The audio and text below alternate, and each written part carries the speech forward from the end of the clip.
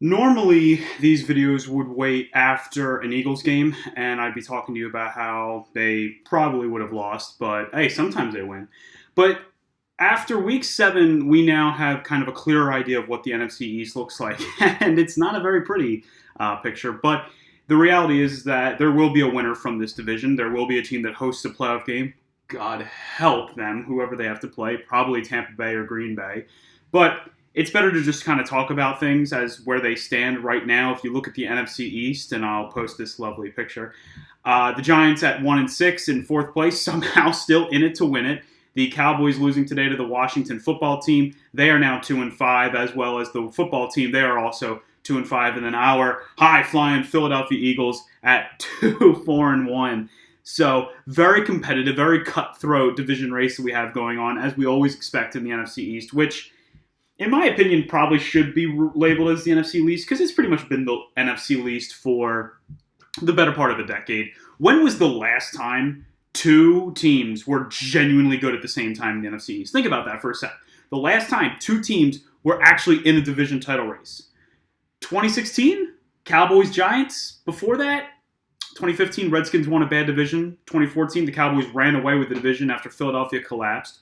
2013, Philadelphia took the division after Dallas collapsed. 2012 was the RG3 year in Washington. Again, I wouldn't say the Cowboys were good. 2011, the Giants won it by default. 2010 might be a year. That was the year the Giants were actually at 1.9-4. Deshaun Jackson's punt return kind of put an end to their playoff hopes. But other than that, it would probably be 2009. At one point, I think both teams, the Giants, Eagles, and Cowboys were all like 5-2 or 6-2 at one point in that season. Giants kind of tailed off. Eagles collapsed at the end and ended up, losing to Dallas in round 1. But the point is that we have a pretty interesting division race, albeit a terrible 4 teams. Someone's going to win it.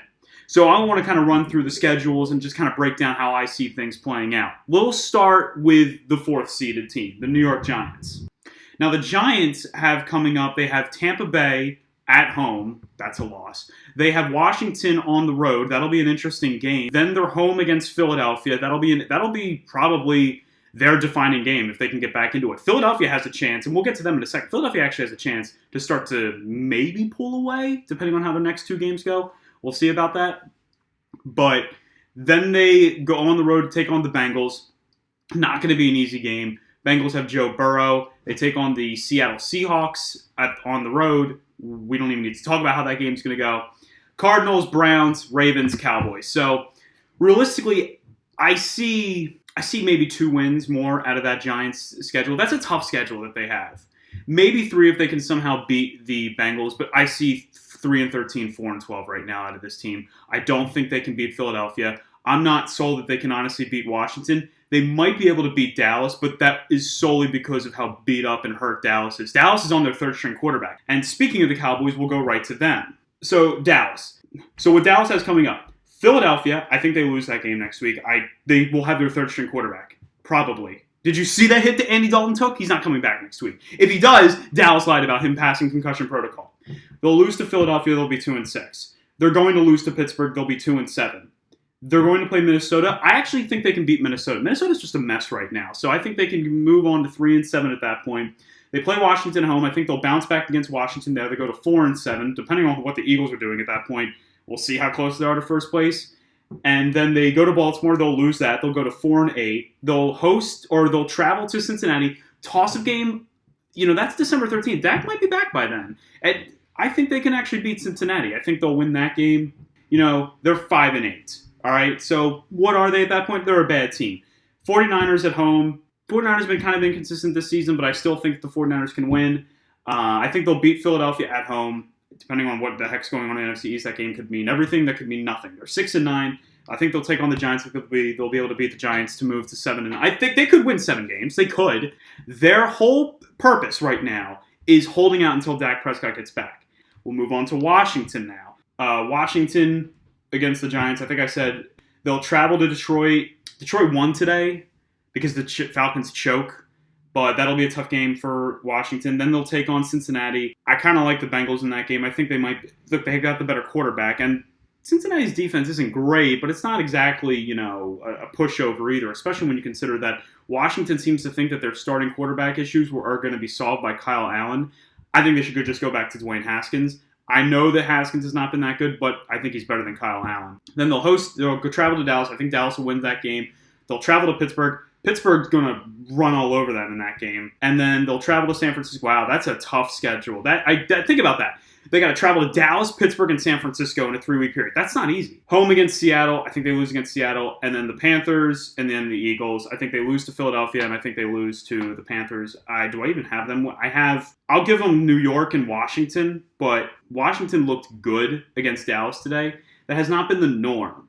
And they're a bad football team. Every team in this division is a bad football team. So I have them probably somewhere between 4-12, 5-11. Now let's go on to the Philadelphia Eagles. The reason you're watching this video. Philadelphia's got probably the most interesting of the schedules right now.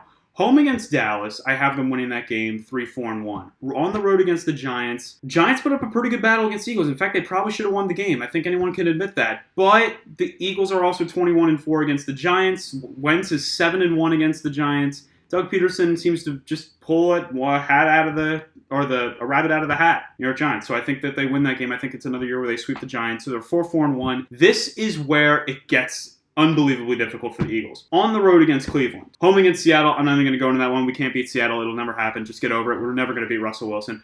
On the road against Green Bay is probably, of this stretch that we're talking about, might be their most winnable game. While I do see Green Bay probably winning that game, I wouldn't be surprised if Philadelphia pulled it out. Home against the Saints. They can't beat the Saints. They're not going to beat the Saints. That's a loss right there. So right now, I would have them, if they do beat Cleveland, they would be 5-4-1. Lost to Seattle, they're 5-5-1. They'll lose to Green Bay, 5-6-1. Lose to the Saints, they're 5-7-1. And then here's where it gets really dicey. They have to beat the Cardinals at this point, because then they would move to 6-7-1. And then I think that they lose to Dallas, moving them to 6-8-1. And then I think they beat Washington to move to 7-8-1. And that would give them the division win. So Cowboys would finish at 7-9, as at best in my scenario. Philadelphia, if they're able to somehow beat the Cardinals, they need to get 2 of the non-division games at least. Cleveland and Arizona, in my opinion, are the most likely. 7-8-1 easily wins the division for this year. But it's an interesting division, and right now it's up for anyone. The Giants could win it. The Giants could go on a big run. Who's the most likely team to win it? Probably Philadelphia at this point. Dallas is a mess with their quarterback situation. Washington, they're always a mess. You can't rely on them. And the Giants are cursed. You can't convince me otherwise. The Giants stink. For Bleeding Green Nation, this is Justin Goodhart. Be sure to check us out on the Kist and Solak show on Apple Podcasts. Be sure to check out Brandon Lee Gowton's and all of his articles on Bleeding Green Nation. Be sure to follow us on Twitter at Bleeding Green. And be sure to subscribe to Seamus Clancy's newsletter, his Patreon link down below. Thank you so much for watching. And hey, a beautifully competitive, just what you'd expect with NFC East football. The leader of the division has 2 wins, 4 losses, and a tie to the Cincinnati Bengals.